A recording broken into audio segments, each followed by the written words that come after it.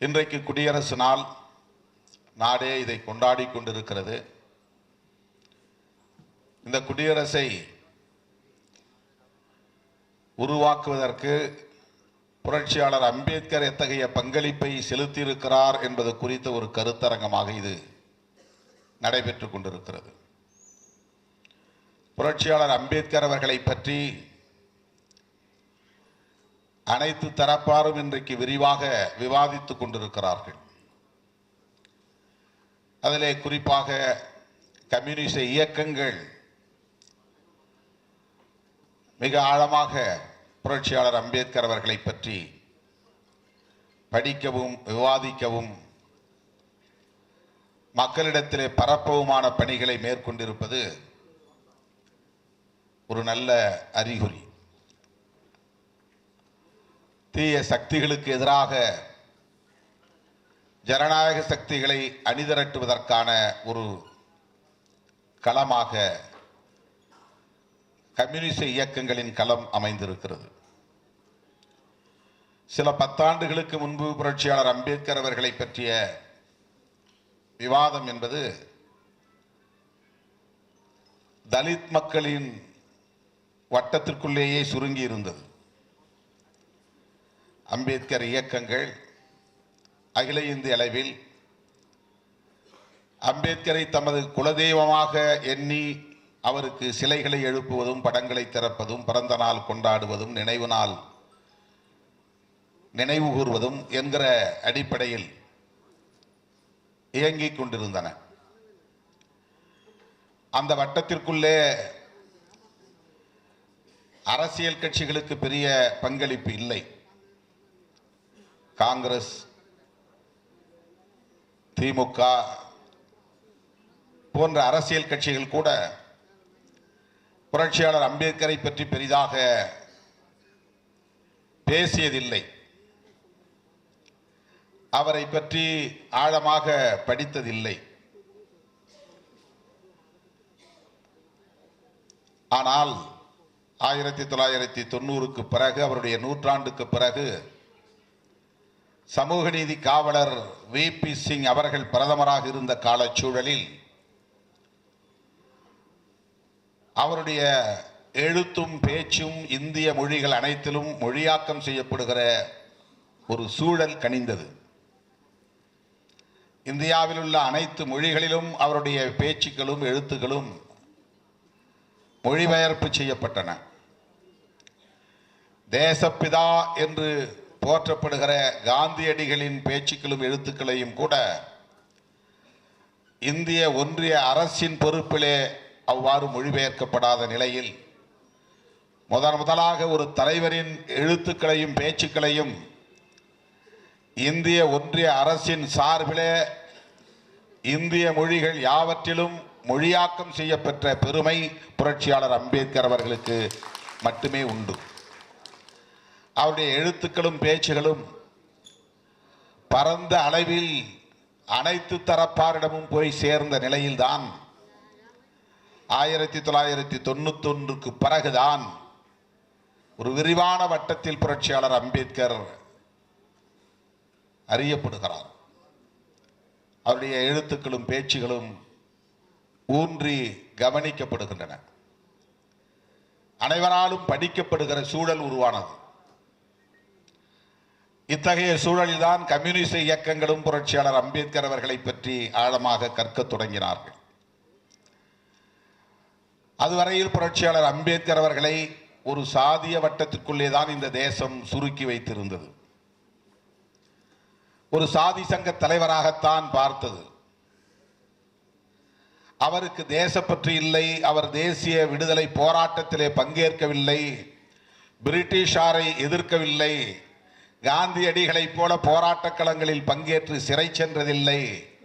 ஆகவே அவரை எப்படி ஒரு தேச தலைவராக தேசிய தலைவராக ஏற்க முடியும் என்கிற பார்வை இருந்தது. அவரிடத்திலே முற்போக்கான ஒரு பார்வை கிடையாது, சிந்தனை கிடையாது. அவர் ஒரு ஒடுக்கப்பட்ட ஒரு குறிப்பிட்ட சாதிக்கான நலன்களுக்காக மட்டுமே வாதாடினார், போராடினார், எழுதினார், பேசினார் என்கிற பார்வை இருந்தது. ஆனால்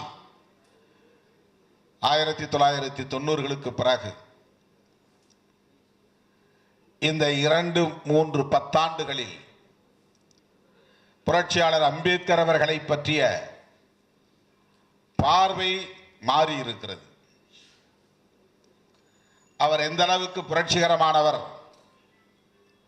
தொலைநோக்கு பார்வை உள்ளவர், ஆழமான அறிவாற்றல் மிகுந்தவர், அனைத்து தளங்களிலும் எத்தகைய வலுவான சிந்தனை திறன் கொண்டிருந்தார் என்பன இன்றைக்கு அனைத்து தரப்பாராலும் உள்வாங்கப்பட்டிருக்கிறது. அதனால்தான் புரட்சிகர அரசியலை பேசுகிற கம்யூனிஸ்ட் இயக்கங்களும் இன்றைக்கு புரட்சியாளர் அம்பேத்கர் அவர்களை பற்றி விவாதிக்கிற ஒரு சூழல் கனிந்திருக்கிறது. அந்த அடிப்படையில் தான் இன்றைக்கு தமிழ்நாடு முற்போக்கு வழக்கறிஞர்கள் பேரவையும் புரட்சியாளர் அம்பேத்கர் அவர்களை பற்றிய ஒரு கருத்தரங்கத்தை நடத்துகிறது என்பதை எண்ணி நான் பெருமைப்படுகிறேன், மகிழ்ச்சி அடைகிறேன்.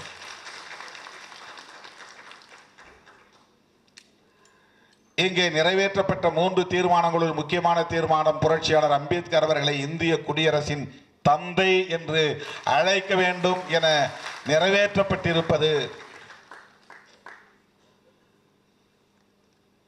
அவரை எந்த அளவுக்கு முற்போக்கான சிந்தனையாளர்கள் புரிந்து கொள்ள தொடங்கி இருக்கிறார்கள் என்பதை உணர முடிகிறது. இந்த தீர்மானம் மற்றும் 2 தீர்மானங்கள் ஆகிய இந்த 3 தீர்மானங்களையும் விடுதலை சிறுத்தைகள் கட்சியின் சார்பிலே நான் வரவேற்கவும் ஆதரிக்கவும் கடமைப்பட்டிருக்கிறேன்.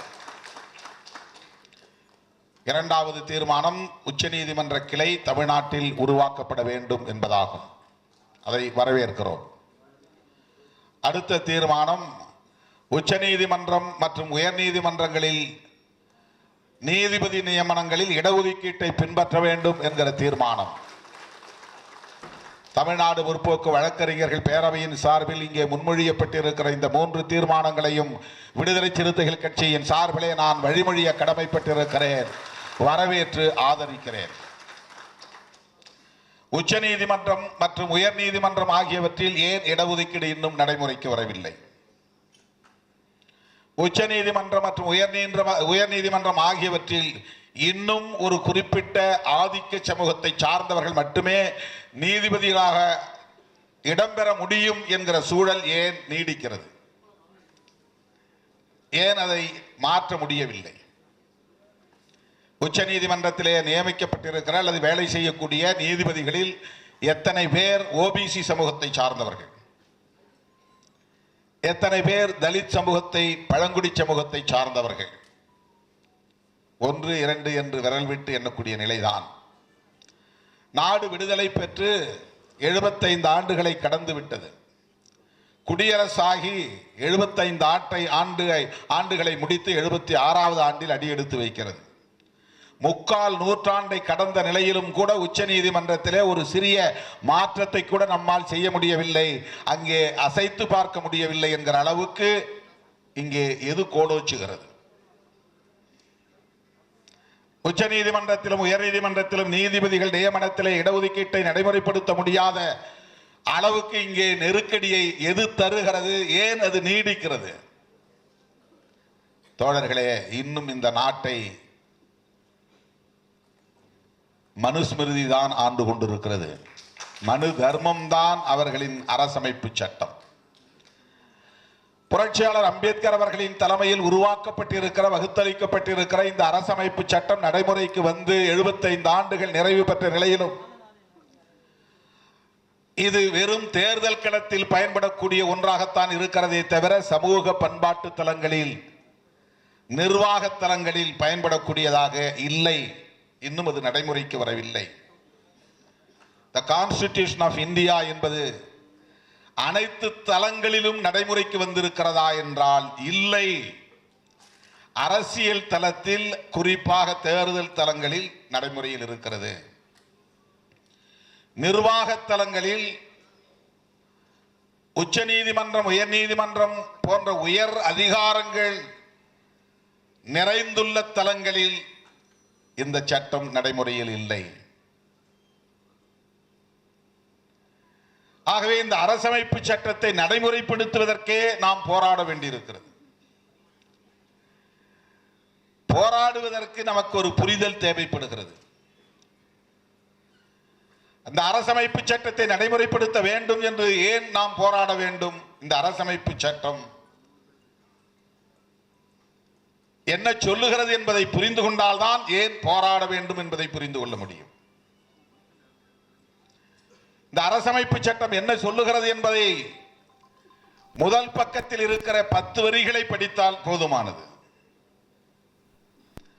அதுதான் மேனிஃபெஸ்டோ ஆஃப் மாடர்ன் இந்தியா, புதிய இந்தியாவை கட்டமைப்பதற்கான ஒரு அரசியல் அறிக்கை. அது ஒரு கொள்கை அறிக்கை, அது ஒரு கோட்பாட்டு அறிக்கை, வெறும் சட்டம் அல்ல. அது சட்டங்களை லா என்று அழைக்கிறோம், ஆக்ட் என்று அழைக்கிறோம். இதை நாம் அப்படி அழைப்பதில்லை. கான்ஸ்டிடியூஷனல் லா என்று சொல்வதில்லை, கான்ஸ்டிடியூஷனல் ஆக்ட் என்று சொல்வதில்லை. தி கான்ஸ்டிடியூஷன் ஆஃப் இந்தியா, இந்தியாவை கட்டமைத்தல். அதனுடைய நேரடியான லிட்ரல் மீனிங் இந்தியாவை கட்டமைத்தல். இந்தியாவை கட்டமைப்பதற்கான கொள்கை அறிக்கை எது? அப்படி என்றால் இந்தியா ஏற்கனவே இல்லையா என்றால் இல்லை. இது ஒரு தேசமாக இல்லை. பல்வேறு தேசிய இனங்கள் வாழுகிற ஒரு நிலப்பரப்பு. இது ஒரு ஒற்றை கூறுகளை கொண்ட ஒரு தேசமாக இல்லை. ஆகவே இதை ஒரு தேசமாக கட்டமைப்பதற்கு அடிப்படை அறிக்கை தேவைப்படுகிறது, கொள்கை அறிக்கை தேவைப்படுகிறது. அதுதான் preamble of the constitution, முகப்புரை. அந்த முகப்புரையில் என்ன சொல்லப்பட்டிருக்கிறது என்பதை நாம் ஒவ்வொருவரும் அறிந்து கொண்டாக வேண்டும். அப்போதுதான் புரட்சியாளர் அம்பேத்கரையும் புரிந்து கொள்ள முடியும், குடியரசு என்றால் என்ன என்பதையும் நாம் புரிந்து கொள்ள முடியும். 2500 ஆண்டுகளுக்கு முன்னால் புத்தர் தோன்றினார். 200 ஆண்டுகளுக்கு முன்னால் காரல் மார்க்ஸ் தோன்றினார். புத்திசமும் மார்க்சிசமும் வெவ்வேறு காலச்சூழல்களில் உருவாயின என்றாலும் கூட அடிப்படையில் மனித குலத்தின் விடுதலையை முன்மொழியக்கூடிய கோரிக்கைகள் தான், கொள்கைகள் தான், கோட்பாடுகள் தான். பௌத்தம் என்ன சொல்லுகிறது? preamble of the constitution என்ன சொல்லுகிறதோ அதைத்தான் பௌத்தம் சொல்லுகிறது. புரட்சியாளர் அம்பேத்கர் அவர்கள் முகப்புரையை பற்றிய விவாதத்தின் போது ஒரு கருத்தை சொல்லுகிறார். எல்லோரும் என்னை விமர்சிக்கிறார்கள். பிரெஞ்சு புரட்சியிலே பயன்படுத்திய முழக்கங்களை அம்பேத்கர் காப்பி அடித்து இதிலே பயன்படுத்தி இருக்கிறார் என்று விமர்சிக்கிறார்கள். அவர்களுக்கு ஒன்றை நான் சொல்ல விரும்புகிறேன். லிபர்ட்டி, ஈக்வாலிட்டி, ஃப்ரெட்டர்னிட்டி என்கிற இந்த சொல்லாடல்களை நான் பகவான் புத்தரின் போதனைகளில் இருந்து எடுத்து கையாண்டிருக்கிறேன் என்று சொல்கிறார். பௌத்தம் என்பது ஒரு வரியில் சொல்ல வேண்டுமானால் சுதந்திரம், சமத்துவம், சகோதரத்துவம் என்பதுதான். மார்க்சியம் என்பதும் சுதந்திரம், சமத்துவம், சகோதரத்துவம் என்பதுதான். அதை எப்படி இன்டர்பிரட்டேஷன் செய்கிறார்கள் என்பதுதான் இதிலே வேறுபாடு. கௌதம புத்தர் உலகளாவிய பார்வை கொண்டு மனித குலத்தின் துன்பங்களுக்கான காரணத்தை சொல்லி அந்த துன்பங்களை நீக்குவதற்கான வழிமுறைகளை சொல்லுகிறார். அது ஒரு ஸ்பிரிச்சுவல் பெர்ஸ்பெக்டிவ், ஆன்மீக அடிப்படையிலான ஒரு பார்வை.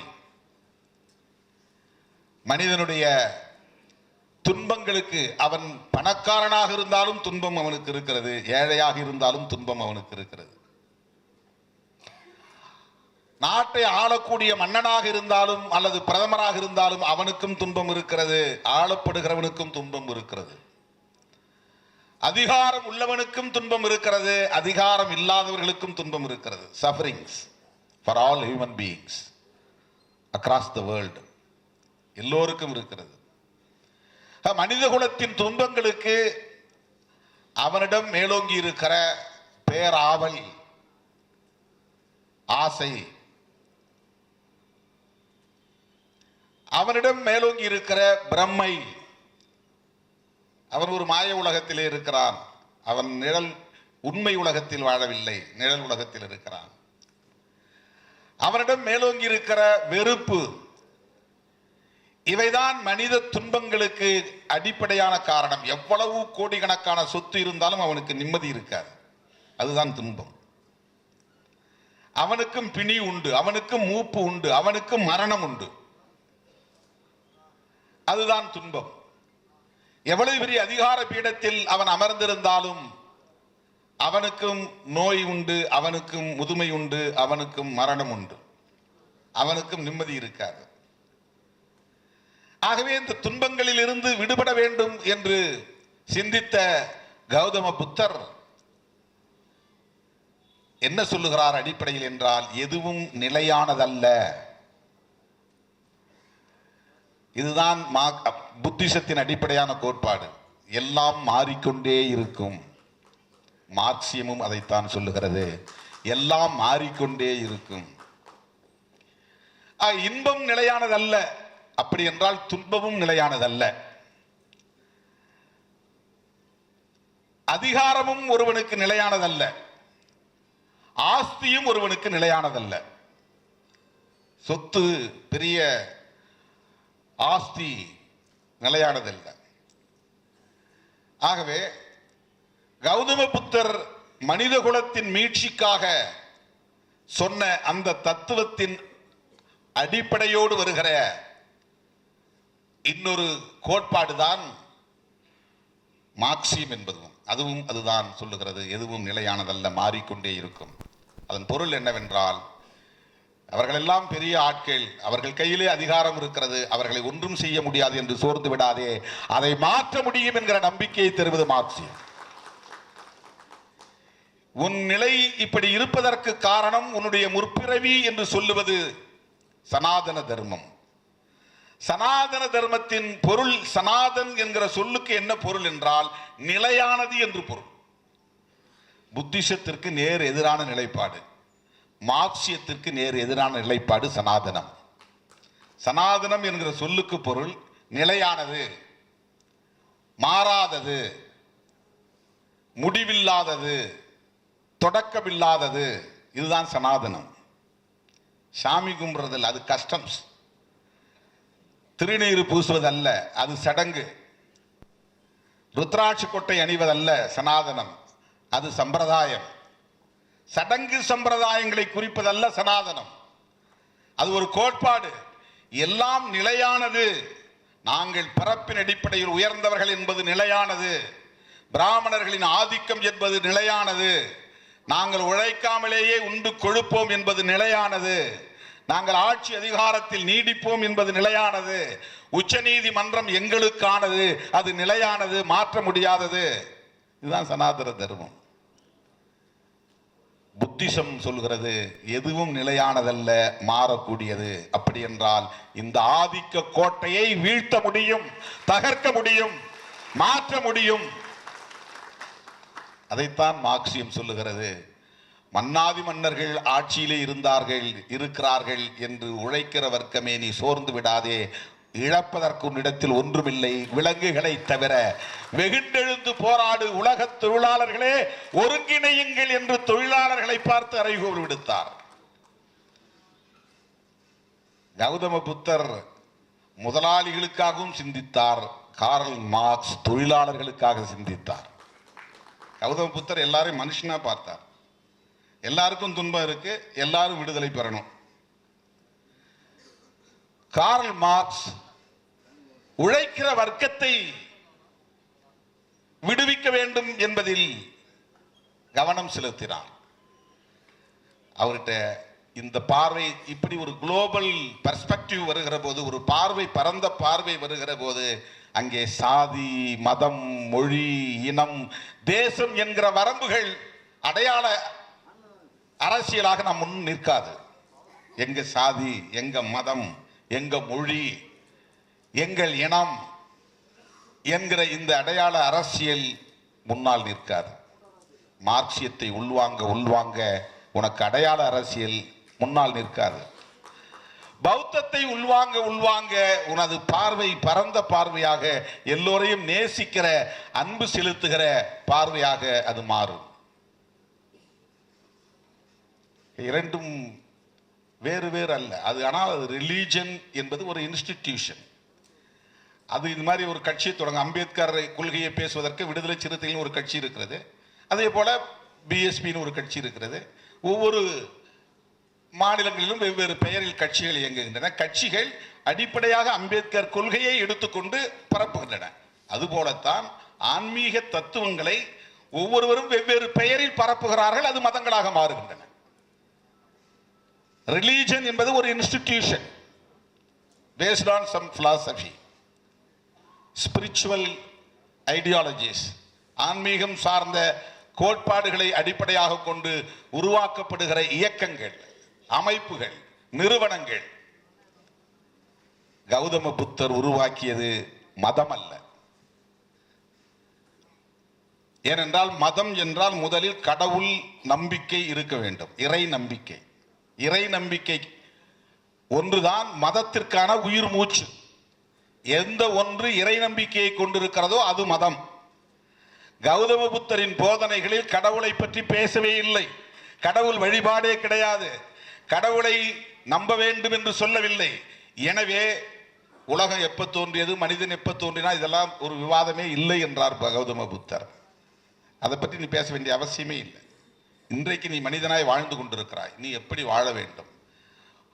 உன்னுடைய பகை, மனித குலத்தின் பகை, உலகளாவிய பார்வையில் ஆதிக்கம், ஒடுக்குமுறை, சுரண்டல். இதுதான் மார்க்சியம் முன்வைக்கிறது. ஆதிக்கம் எந்த வடிவத்தில் இருந்தாலும் எதிர்க்க வேண்டும். ஒடுக்குமுறை எந்த வடிவத்தில் இருந்தாலும் எதிர்க்க வேண்டும். சுரண்டல் எந்த வடிவத்தில் இருந்தாலும் அதை ஒழிக்க வேண்டும்.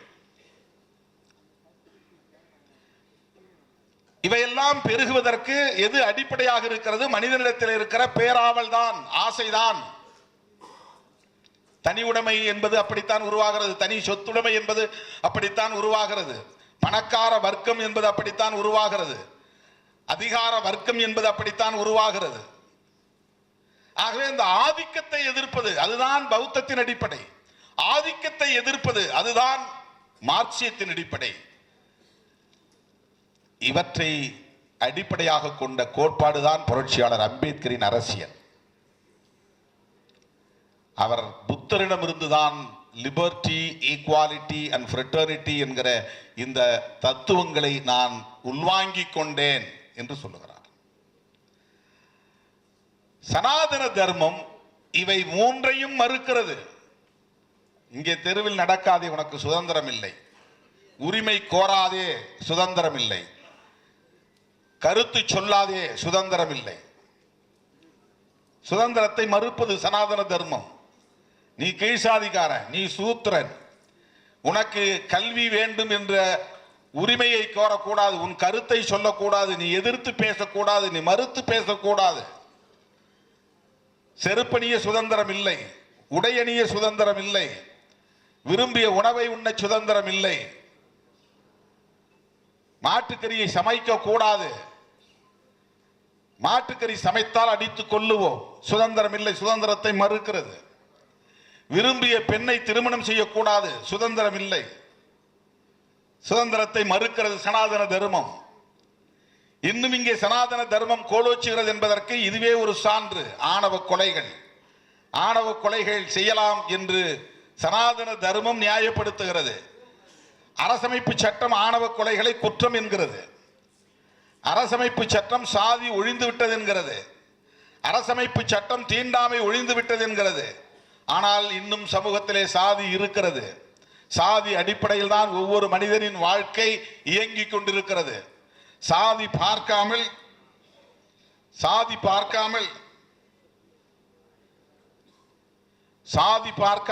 எந்த செயலும் மனித குலத்தில் இல்லை. இந்தியாவை பொறுத்தவரையில் எந்த செயலும் கிடையாது, எந்த திட்டமும் கிடையாது. சாதி அவன் மூச்சுக்கு மூச்சு சாதி உணர்வோடு தான் இயங்குகிறான்.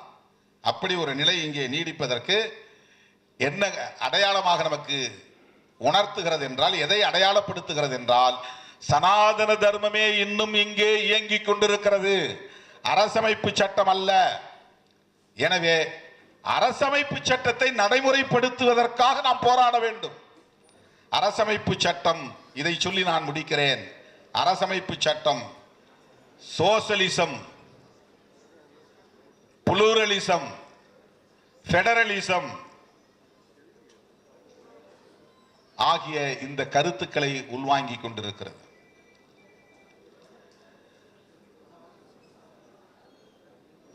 இதை நேரடியாக மறுக்கக்கூடியது சனாதன தர்மம், எதிர்க்கக்கூடியது சனாதன தர்மம்.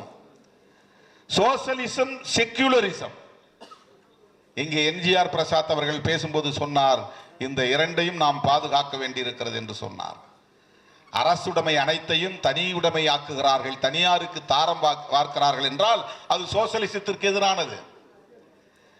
இங்கே அரசுக்கு ஒரு மதம் வேண்டும், மதத்தின் அடிப்படையில் இங்கே ஒரு தேசம் அமைய வேண்டும் என்று விரும்புவது செக்யூலரிசத்திற்கு எதிரானது. சோசலிஸ்ட், செக்யூலர் என்கிற இரண்டு சொற்களையும் அரசமைப்பு சட்டத்தில் இருந்து நீக்க வேண்டும் என்று சுப்பிரமணிய சாமி உச்ச நீதிமன்றத்தில் வழக்கு தொடுத்தாரே, அது எந்த அடிப்படையில்? RSS கோட்பாட்டு அடிப்படையில், சங் பரிவார்களின் விருப்பத்தின் அடிப்படையில்.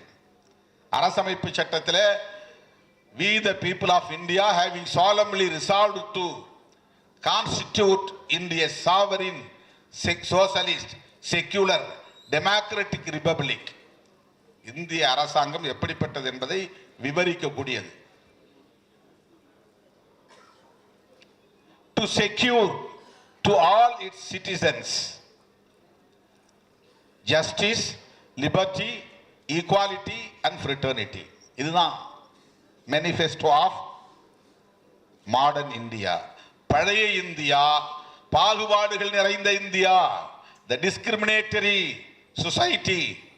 பழைய இந்தியா, பிறப்பின் அடிப்படையிலான ஏற்றத்தாழ்வை, உயர்வு தாழ்வை கொண்ட இந்தியா, ஆண் மேலானவன் பெண் கீழானவள் என்கிற உளவியலை கட்டமைத்திருக்கிற இந்தியா, பிராமண வர்க்கமே உயர்ந்த வர்க்கமற்ற அனைவரும் கீழ்த்தரமானவர்கள் என்று சொல்லுகிற இந்தியா, ஒவ்வொரு வர்ணத்துக்கும் தொழிலை வகைப்படுத்தி வைத்திருக்கிற இந்தியா, உடல் உழைப்பு செய்யக்கூடியவர்கள் இவர்கள், உடல் உழைப்பு செய்யாதவர்கள் இவர்கள் என்று வகைப்படுத்தி நிலைப்படுத்தி வைத்திருக்கிற இந்தியா. இந்த ஓல்டு இந்தியா, பழைய இந்தியா தகர்க்கப்பட வேண்டும் என்பதற்காகத்தான் உருவாக்கப்பட்ட ஒரு கோட்பாடு preamble of the constitution.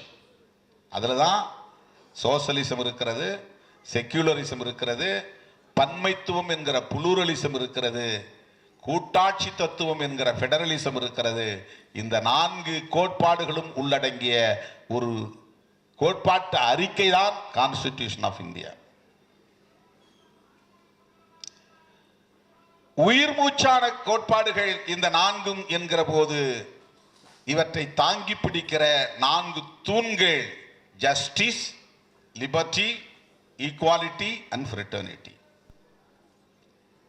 Justice என்பதை 3 மூவகைப்படுத்துகிறார்கள். Justice social, economic and political.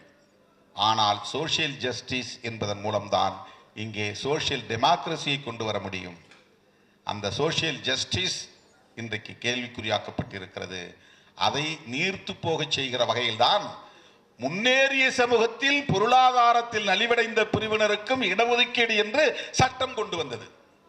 இது சோசியல் ஜஸ்டிஸுக்கு எதிரான நடவடிக்கை, அரசமைப்பு சட்டத்திற்கு எதிரான நடவடிக்கை. ஆகவே அரசமைப்பு சட்டத்திற்கு எதிரான கருத்து கொண்ட சனாதன சக்திகள் ஆட்சி பீடத்தில் இருக்கிறார்கள். அவர்கள் தமிழ்நாட்டிலும் வேரூன்ற பார்க்கிறார்கள். தமிழ்நாட்டில் அவர்கள் வேரூன்றுவதற்கு சிலர் அடித்தளம் அமைத்து தருகிறார்கள். தமிழ்நாட்டில் பெரியாரையே கொச்சைப்படுத்துகிறார்கள், பெரியாரை விமர்சிக்கிறார்கள். பெரியாரும் புரட்சியாளர் அம்பேத்கரும் ஒரே திசைவெளியில் சிந்தித்தவர்கள், ஒரே களத்தில் செயல்பட்டவர்கள், ஒரே இலக்கை நோக்கி பயணித்தவர்கள். அந்த ஒற்றை இலக்கு சமத்துவம் என்பது. பெரியாரை கொச்சைப்படுத்துகிறார்கள் என்று சொன்னால் இவ்வளவு கோட்பாடுகளையும் தகர்க்கிறார்கள் என்று பொருள். புரட்சியாளர் அம்பேத்கரையும் விமர்சிக்கிறார்கள் என்று பொருள். மாமேதை மார்க்ஸையும் அவர்கள் அலட்சியப்படுத்துகிறார்கள், புறக்கணிக்கிறார்கள் என்று பொருள். முற்போக்கு சிந்தனைகளுக்கு எதிரானவர்கள் என்று பொருள். இடதுசாரி அரசியலுக்கு எதிரானவர்கள் என்று பொருள். நாம் மிகவும் கவனமாக இருக்க வேண்டும். வேடிக்கை பார்க்கக்கூடியவர்களாக இருக்கக்கூடாது. நாம் அடையாள அரசியலை பிடித்து தொங்கக்கூடியவர்கள் அல்ல. புரட்சியாளர் அம்பேத்கரை சாதி அடையாளமாக நாம் உள்வாங்கிக் கொள்ளவில்லை. புரட்சியாளர் அம்பேத்கர் அவர்களை ஒரு மத அடையாளமாக நாம் உள்வாங்கிக் கொள்ளவில்லை. புரட்சியாளர் அம்பேத்கர் அவர்களையும் பெரியார் அவர்களையும் மாமேதை மார்க்ஸ் அவர்களையும் கோட்பாட்டு அடையாளங்களாக நாம் பார்க்கிறோம். இடதுசாரி அரசியலின் அடையாளங்களாக நாம் பார்க்கிறோம். முற்போக்கு சிந்தனையின் அடையாளங்களாக நாம் பார்க்கிறோம். சமத்துவத்துக்கான வழிகாட்டும் அடையாளங்களாக நாம் பார்க்கிறோம். அந்த அடிப்படையில் இந்த அரசியலை நாம் முன்னெடுப்போம். அப்போதுதான் இந்த தேசத்தை பாதுகாக்க முடியும். அரசமைப்பு சட்டத்தை பாதுகாப்பதன் மூலமே இந்த குடியரசை பாதுகாக்க முடியும் என்று சொல்லி வாய்ப்புக்கு நன்றி கூறி விடைபெறுகிறேன். நன்றி, வணக்கம்.